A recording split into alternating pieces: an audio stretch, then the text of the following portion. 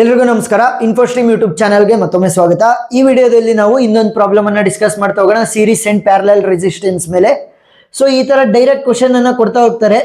ಏನ್ ಕೇಳಿರೋದು, an 8 ohm resistance is connected in series with a parallel combination of two resistors, 12 ohm resistance and 6 ohm resistance. ಈಗ ನನ್ನ ಹತ್ರ ಒಂದು series ಅಲ್ಲಿ ಇದೆ, ಇನ್ನೆರಡು ಪ್ಯಾರಲಲ್, ಟೋಟಲ್ ನನ್ನ ಹತ್ರ 3 ರೆಸಿಸ್ಟರ್ಸ್ ಇರೋದು. If the current in 6 ohm resistance is 5 ampere, determine the total power dissipation. So ಈಗ ನನ್ನ ಗೋಲ್ ಏನು ಅಂತಂದ್ರೆ ಪವರ್ ಡಿಸಿಪೇಷನ್ ಅನ್ನ ಕ್ಯಾಲ್ಕುಲೇಟ್ ಮಾಡಬೇಕು. So power dissipation will be equal to I² into R. So total resistance ಬೇಕು, ಇದನ್ನ ನಾನು calculate ಮಾಡಬೇಕು. ಗೊತ್ತಾಯ್ತಾ? ನನ್ನ ಎಂಡ್ ಗೋಲ್ ಏನು, I² ಇಂಟು ಆರ್ ಅಂತಂದ್ರೆ ಫಸ್ಟ್ ನಾನು ಕರೆಂಟ್ ಅನ್ನ ಕಂಡುಹಿಡಿಬೇಕು ಆ ಒಂದು ಸರ್ಕ್ಯೂಟ್ ಅಲ್ಲಿ, ಮತ್ತೆ ಟೋಟಲ್ ರೆಸಿಸ್ಟೆನ್ಸ್ ಅನ್ನ ಕಂಡುಹಿಡ್ಕೋಬೇಕು. ಗೊತ್ತಾಯ್ತಾ? ಎಸ್. ಸೊ ಈಗ ಸರ್ಕ್ಯೂಟ್ ಅನ್ನ ಬರ್ಕೊಳ್ಳೋಣ, ಕ್ಲಿಯರ್ ಆಗಿ ಅರ್ಥ ಆಗ್ತಾ ಹೋಗುತ್ತೆ. ಏನ್ ಹೇಳ್ತಾ ಇದ್ದಾರೆ, 8 ohm ರೆಸಿಸ್ಟೆನ್ಸ್ ಇದೆ. ಸೊ ಅದ್ಯಾವ ರೀತಿ ಇದೆ, ಸೀರೀಸ್ ಅಲ್ಲಿ ಇದೆ. ಸೊ ನಾನು ಇದನ್ನ ಪಾಯಿಂಟ್ ಎ ಅಂತ ಕರಿತೀನಿ. ಒಂದು ರೆಸಿಸ್ಟೆನ್ಸ್ ಇದೆ ನನ್ನ ಹತ್ರ, ಆ ರೆಸಿಸ್ಟೆನ್ಸ್ ಎಷ್ಟು, ಒಂದು 8 ohmದು ಒಂದು ರೆಸಿಸ್ಟೆನ್ಸ್ ಇದೆ. ಸರಿನಾ? ಇದು series with A parallel combination of 2 resistance ಅಂತಂದ್ರೆ ಈ ಒಂದು ರೆಸಿಸ್ಟರ್ ಏನಿದೆ ಅದು ಸೀರೀಸ್ ಕನೆಕ್ಷನ್ ಅಲ್ಲಿ ಇದೆ. ಯಾವುದರ ಜೊತೆ? ಪ್ಯಾರಲಲ್ ಕಾಂಬಿನೇಷನ್ ಆಫ್ 2 ರೆಸಿಸ್ಟರ್ಸ್ ಜೊತೆ. Parallel combination of 2 resistors. ಈ ಎರಡು ರೆಸಿಸ್ಟರ್ಸ್ ಪ್ಯಾರಲಲ್ ಆಗಿದ್ದಾವೆ. ಇದು ಇದಕ್ಕೆ ನೋಡಿ ಸೀರೀಸ್ ಆಗಿ ಕನೆಕ್ಷನ್ ಇರೋದು. ನೋಡಿ ಎಷ್ಟು, 12 ohm ರೆಸಿಸ್ಟೆನ್ಸ್ ಒಂದು ರೆಸಿಸ್ಟರ್ದು, ಇನ್ನೊಂದು 6 ohm ರೆಸಿಸ್ಟೆನ್ಸ್. ಈಗ ಇಲ್ಲಿಂದ ನಾನು ಇದನ್ನ ಪಾಯಿಂಟ್ ಬಿ ಅಂತ ಕರಿತಾ ಹೋಗ್ತೀನಿ. ಸರಿನಾ? ಎಸ್. ಅವ್ರೇನ್ ಹೇಳ್ತಾ ಇದ್ದಾರೆ, if current in 6 ohm resistance is 5 ampere. 6 ohm resistance ಅಲ್ಲಿ ಹರಿತಾ ಇರುವಂತ ಕರೆಂಟ್ ಎಷ್ಟು, 5 ಆಂಪಿಯರ್ ಹಂಗಂತ ಇದ್ರೆ ಟೋಟಲ್ ಪವರ್ ಡಿಸಿಪೇಷನ್ ಅನ್ನ ಕಂಡಿಡ್ರಿ. ಇಷ್ಟೇ ನಮಗೆ ಕೊಟ್ಟಿರೋದು. ಈಗ ನೀಟಾಗಿ ನೋಡ್ಕೊಂತ ಹೋಗಿ, ಕರೆಂಟ್ ಏನಾಗುತ್ತೆ, ಕರೆಂಟ್ ಐ ಇಲ್ಲಿ ಸೀರೀಸ್ ರೆಸಿಸ್ಟೆನ್ಸ್ ಇದೆ ಅಂತಂದ್ರೆ ಸೇಮ್ ಅಮೌಂಟ್ ಆಫ್ ಕರೆಂಟ್ ಬರ್ತಾ ಇರುತ್ತೆ. ಹಿಂಗೆ same amount of current full ಬಂದಿದ್ದೇನಾಗುತ್ತೆ ಅಂತಂದ್ರೆ ಇಲ್ಲಿ ಎರಡು ಭಾಗಗಳಿದೆ, ಒಂದ್ ಈ ಕಡೆಗೆ. ಸೊ ಏನಾಯ್ತು, ಈ ಕಡೆ 5 ಆಂಪಿಯರ್ ಹೋಯ್ತು, ಈ ಕಡೆ let me call it as I1 ಅಂತ ಕರಿತಾ ಹೋಗ್ತೀನಿ. ಸರಿನಾ? ಈ ಕರೆಂಟ್ ಏನ್ ಟೋಟಲ್ ಕರೆಂಟ್ ಬರ್ತಾ ಇದೆಯಲ್ಲ ಅದು ಎರಡು ಭಾಗಗಳಿಗೆ ಡಿವೈಡ್ ಆಗ್ಬಿಡುತ್ತೆ. ಎರಡು ಭಾಗಗಳಿಗೆ ಡಿವೈಡ್ ಆದಾಗ 5 ಆಂಪಿಯರ್ ಇಲ್ಲಿ ಹೋಗ್ತಾ ಇದೆ, ಇಲ್ಲಿ ಹೋಗ್ತಿರುವಂತ ಕರೆಂಟ್ ಎಷ್ಟು ಅಂತ ನಾನು ಇವಾಗ ಫಸ್ಟ್ ಕಂಡಿಡ್ಕೋಬೇಕು. ಸರಿನಾ? ಅವ್ರಿಬ್ರು ಕೂಡ ಆಡ್ ಮಾಡಿದ್ರೆ ನೋಡಿ ಇಲ್ಲಿ ಈ ತರ ಬರ್ತಾರೆ, ಮತ್ತೆ ಇಲ್ಲೂ ಕೂಡ ಕರೆಂಟ್ ಹಿಂಗಷ್ಟು ಬರುತ್ತೆ, ಮತ್ತೆ ಇಲ್ಲಿ ಆಡ್ ಆಗೋಗ್ಬಿಡುತ್ತೆ. ಸರಿನಾ? ಸೇಮ್ ಕರೆಂಟ್ ಐಯೇ ಇಲ್ಲೂ ಫ್ಲೋ ಆಗೋದು. ಗೊತ್ತಾಯ್ತಾ? ಇಲ್ಲಿ ಬಂದ ತಕ್ಷಣ ಎರಡು ಭಾಗಗಳಾಗಿ ಡಿವೈಡ್ ಆಗಿ ಮತ್ತೆ ಕರೆಂಟ್ ಮರ್ಜ್ ಆಗಿ ಫ್ಲೋ ಆಗ್ತಾ ಹೋಗುತ್ತೆ ಆ ತರ. So total current I will be equal to, ನೋಡಿ ಇಲ್ಲಿ ತೋರಿಸ್ತೀನಿ, total current I will be equal to I1 plus I2. ಸರಿನಾ? I1 plus I2. So I2 value already ಗೊತ್ತಿದೆ, ದಟ್ ಈಸ್ 5 ಆಂಪಿಯರ್ ಅಂತ.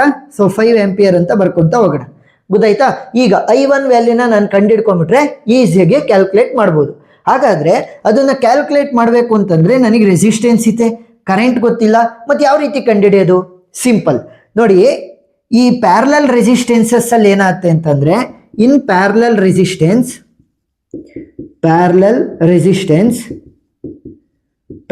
ರೆಸಿಸ್ಟೆನ್ಸ್ ಅಲ್ಲಿ ಎರಡು ಕೆಲಸ ಆಗೋದು. ಒಂದು, ಕರೆಂಟ್ ಏನಾಗುತ್ತೆ, ಡಿವೈಡ್ ಆಗುತ್ತೆ.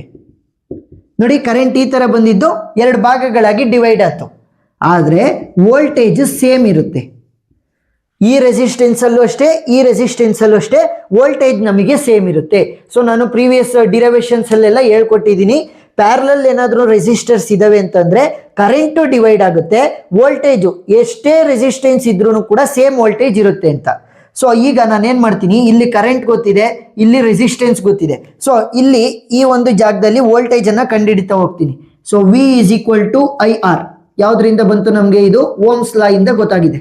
ಓಮ್ಸ್ ಲಾ ಇಂದ ಏನ್ ಗೊತ್ತಾಯ್ತು? V is equal to IR. ಈಗ ವೋಲ್ಟೇಜ್ ಅನ್ನ ಕಂಡುಹಿಡಿಬೇಕು. V is equal to current ಎಷ್ಟು ಫ್ಲೋ ಆಗ್ತಾ ಇರೋದು ಇಲ್ಲಿ 5 ಇಂಟು ರೆಸಿಸ್ಟೆನ್ಸ್ ಎಷ್ಟಿರೋದು 6. So 6 5 30. So 30 volt is the voltage. So ಇಲ್ಲಿ 30 ವೋಲ್ಟ್ ಇದೆ ಅಂತಂದ್ರೆ ಇಲ್ಲೂ ಕೂಡ 30ನೇ ಇರುತ್ತೆ. ಗೊತ್ತಾಯ್ತಾ? ಯಾಕಂತಂದ್ರೆ ಪ್ಯಾರಲಲ್ ರೆಸಿಸ್ಟೆನ್ಸ್ ಗಳಿದಾವೆ ಅಂತಂದ್ರೆ ವೋಲ್ಟೇಜ್ ನನಗೆ ಸೇಮ್ ಇರುತ್ತೆ. ಇದಕ್ಕೆ ಎಷ್ಟಿರುತ್ತೆ ಅಷ್ಟೇ ವೋಲ್ಟೇಜ್ ಇಲ್ಲಿಗೂ ಕೂಡ. ಸೊ ಇವಾಗ ನನಗೆ ವೋಲ್ಟೇಜ್ ವ್ಯಾಲ್ಯೂ ಗೊತ್ತಿದೆ. ಸೊ ವೋಲ್ಟೇಜ್ ಎಷ್ಟಿರೋದು 30 ವೋಲ್ಟು. ನೆಕ್ಸ್ಟ್ ರೆಸಿಸ್ಟೆನ್ಸ್ ಎಷ್ಟಿದೆ ನನಗೆ ಇವಾಗ 12 ohm ರೆಸಿಸ್ಟೆನ್ಸ್ ಇದೆ. ಸೊ I1 ಅನ್ನ ಕ್ಯಾಲ್ಕುಲೇಟ್ ಮಾಡ್ಬೋದಾ? ಎಸ್. ಸೊ I1 ಅನ್ನ ಕ್ಯಾಲ್ಕುಲೇಟ್ ಮಾಡ್ತಾ ಹೋಗೋಣ. ಸೊ ಇದು ಫಾರ್ಮುಲಾ ಏನು? I is equal to V divided by R. ಏನಿಲ್ಲ, V is equal to I R ಅಂತ ತಗೊಂಡಿದ್ದೆ.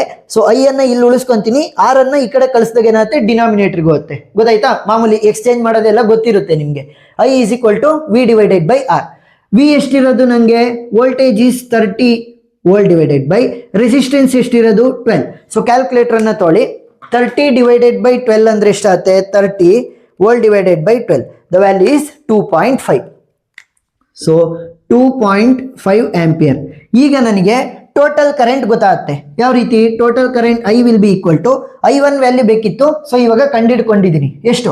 2.5 ಆಂಪಿಯರ್ ಪ್ಲಸ್ ಈ ಒಂದು ರೆಸಿಸ್ಟೆನ್ಸ್ ಮುಖಾಂತರ ಹೋಗ್ತಿರುವಂತ ಕರೆಂಟ್ ಅನ್ನ ಅವ್ರು ಕೊಟ್ಟಿದ್ರು ಆಲ್ರೆಡಿ 5 ಆಂಪಿಯರ್. 5 ಪ್ಲಸ್ 2.5 ಅಂತಂದ್ರೆ 7.5 ಆಂಪಿಯರ್. ಸೊ ಇವಾಗ ಐ ವ್ಯಾಲ್ಯೂನ ಕಂಡಿಡ್ಕೊಂಡಿದ್ದೀನಿ. ಸ್ಕ್ವೇರ್ ಮಾಡ್ಕೋಬಹುದು ಆರಾಮಾಗಿ. ಈಗ ರೆಸಿಸ್ಟೆನ್ಸ್, ಟೋಟಲ್ ರೆಸಿಸ್ಟೆನ್ಸ್ ಬೇಕು ಅಂದ್ರೆ ಎ ಇಂದ ಬಿ ಪಾಯಿಂಟ್ ಮಧ್ಯೆ ಇರುವಂತ ಟೋಟಲ್ ರೆಸಿಸ್ಟೆನ್ಸ್ ಬೇಕು. ಈಗ ಅವರು ಟೋಟಲ್ ರೆಸಿಸ್ಟೆನ್ಸ್ ಅನ್ನ ಕ್ಯಾಲ್ಕುಲೇಟ್ ಮಾಡ್ತಾ ಹೋಗೋಣ. ಅವ್ರ ಕ್ವಶನ್ ನಲ್ಲಿ ಏನ್ ಹೇಳ್ತಾ ಇರೋದು? ಈ ಒಂದು 8 ohm resistance is in series with this parallel combination ಅಂತಂದ್ರೆ ಸೀರೀಸ್ ಆಗಿದ್ರೆ ಏನ್ ಮಾಡ್ತೀವಿ? ಆಡ್ ಮಾಡ್ತಾ ಹೋಗ್ತೀವಿ. ಸೊ 8 ಓಮ್ ಪ್ಲಸ್ ಇದನ್ನ ನಾವು ಆಡ್ ಮಾಡ್ಬೇಕಾಗತ್ತೆ. ಡೈರೆಕ್ಟ್ ಆಗಿ ಆಡ್ ಮಾಡ್ತಾ ಹೋಗ್ತೀವಿ. ಏನಾದ್ರೂ ಸೀರೀಸ್ ಅಲ್ಲಿ ಇದ್ರೆ ರೆಸಿಸ್ಟೆನ್ಸ್ ಇನ್ ಸೀರೀಸ್ ಯಾವ ರೀತಿ? R1 plus R2 plus R3 ಈ ತರ ಹೋಗ್ತೀವಲ್ವಾ? ಸೊ ಡೈರೆಕ್ಟ್ ಆಗಿ ಆಡ್ ಮಾಡ್ತಾ ಹೋಗ್ತೀವಿ. ಇಲ್ಲೇನಾಗ್ತಾ ಇದೆ? ಇದು ಸೀರೀಸ್ ಅಲ್ಲಿ ಇದೆ, ಆದ್ರೆ ಇವೆರಡು ಪ್ಯಾರಲಲ್ ಆಗಿದ್ದಾವೆ. ಸೊ ಇವೆರಡ್ರದ್ದು ನಾವು ವ್ಯಾಲ್ಯೂನ ಕ್ಯಾಲ್ಕುಲೇಟ್ ಮಾಡ್ಕೋಬೇಕಾಗತ್ತೆ. ಸೊ ವ್ಯಾಲ್ಯೂ ಯಾವ ರೀತಿ ಕ್ಯಾಲ್ಕುಲೇಟ್ ಮಾಡ್ತೀವಿ? 1 divided by 12 plus 1 divided by 6. ಸರಿನಾ? ಟೋಟಲ್ ರೆಸಿಸ್ಟೆನ್ಸ್ ಈ ತರ ಬರುತ್ತೆ. ಸೀರೀಸ್ ಇದ್ರೆ ಡೈರೆಕ್ಟ್ ಆಗಿ ಆಡ್ ಮಾಡ್ತೀವಿ, ಪ್ಯಾರಲಲ್ ಆಗಿದ್ರೆ 1 ರೆಸಿಪ್ರೋಕಲ್ ತರ ಆಡ್ ಮಾಡ್ತೀವಿ. ಇಲ್ಲ ಅಂತಂದ್ರೆ ಶಾರ್ಟ್ ಟ್ರಿಕ್ ಅನ್ನ ಹೇಳ್ಕೊಡ್ತೀನಿ ನೋಡಿ. ಇದು ಕೇವಲ 2 ರೆಸಿಸ್ಟರ್ಸ್ ಇದ್ರೆ ಮಾತ್ರ. ಏನಾದ್ರೂ 2 ರೆಸಿಸ್ಟರ್ಸ್ ಇದ್ರೆ R1 ಮತ್ತೆ R2 ಅಂತ ಅನ್ಕೊಳ್ಳಿ. So R1 into R2 volt divided by R1 plus R2 ಈ ಒಂದು ಫಾರ್ಮುಲಾನ ಯೂಸ್ ಮಾಡ್ಬೋದು. ಏನಾದ್ರೂ ಎರಡು ರೆಸಿಸ್ಟೆನ್ಸ್ ಗಳಿತ್ತು ಅಂತಂದ್ರೆ ನಾವು ಅದ್ರ ಟೋಟಲ್ ರೆಸಿಸ್ಟೆನ್ಸ್ ಅನ್ನ, ಪ್ಯಾರಲಲ್ ರೆಸಿಸ್ಟೆನ್ಸ್ ಅನ್ನ ಯಾವ ರೀತಿ ಕಂಡುಹಿಡಿಯೋದು? R1 into R2 volt divided by R1 plus R2. So ಇದನ್ನ 12 ಅನ್ನ R1 ಅಂತ ತೋಣೋಣ, 6 ಅನ್ನ R2 ಅಂತ ತೋಣೋಣ. ಸೊ ವ್ಯಾಲ್ಯೂ ಏನಾಗುತ್ತೆ? RT will be equal to 8 ohm resistance plus. So ಇದನ್ನ ಬೇಕಾದ್ರೆ 1/12 ಪ್ಲಸ್ 1/6 ಅಂತ ಕೂಡ ಕ್ಯಾಲ್ಕುಲೇಟ್ ಮಾಡಿ ರೆಸಿಪ್ರೊಕೇಟ್ ಮಾಡಿದ್ರೆ, ಅಂದ್ರೆ ಉಲ್ಟಾ ಮಾಡಿದ್ರೆ ಆನ್ಸರ್ ಬರುತ್ತೆ. ಸರಿನಾ? ಸೊ ಈ ತರ ಆದ್ರೆ ಈಸಿ ಆಗುತ್ತೆ. R1 plus R1 into R2 divided by R1 plus R2. So 12 into 6 volt divided by 12 plus 6. ಇಷ್ಟೇ, ಸಿಂಪಲ್. ಗೊತ್ತಾಯ್ತಾ? ಪ್ಯಾರಲಲ್ ಆಗಿ ಏನಾದ್ರೂ 2 ರೆಸಿಸ್ಟೆನ್ಸ್ ಇದ್ರೆ ಈ ಒಂದು ಫಾರ್ಮುಲಾನ ಯೂಸ್ ಮಾಡಿ. ಸೀರೀಸ್ ಆಗಿದಾವೆ ಅಂದ್ರೆ ಅವು ಡೈರೆಕ್ಟ್ ಆಗಿ ಆಡ್ ಆಗ್ತಾ ಹೋಗ್ತವೆ. ವ್ಯಾಲ್ಯೂ ಎಷ್ಟಾಗುತ್ತೆ? 8 plus 12 6 72 volt divided by 12 plus 6 ಅಂತಂದ್ರೆ 18. ಸೊ 6 3 18, 6 12 72, 3 1 3 4 12, 8. ಸೊ ಟೋಟಲ್ ಎಷ್ಟಾದಂಗಾಯ್ತು? 8 ಪ್ಲಸ್ 4. ಸೊ 8 ಪ್ಲಸ್ 4 ಅಂತಂದ್ರೆ 12 ಓಮ್ ರೆಸಿಸ್ಟೆನ್ಸ್ ಆಯ್ತು. ಗೊತ್ತಾಯ್ತಾ? ಸೊ ಟೋಟಲ್ ರೆಸಿಸ್ಟೆನ್ಸ್ ಸಿಕ್ಕಿದೆ, ಮತ್ತೆ ಟೋಟಲ್ ಕರೆಂಟ್ ಗೊತ್ತಿದೆ.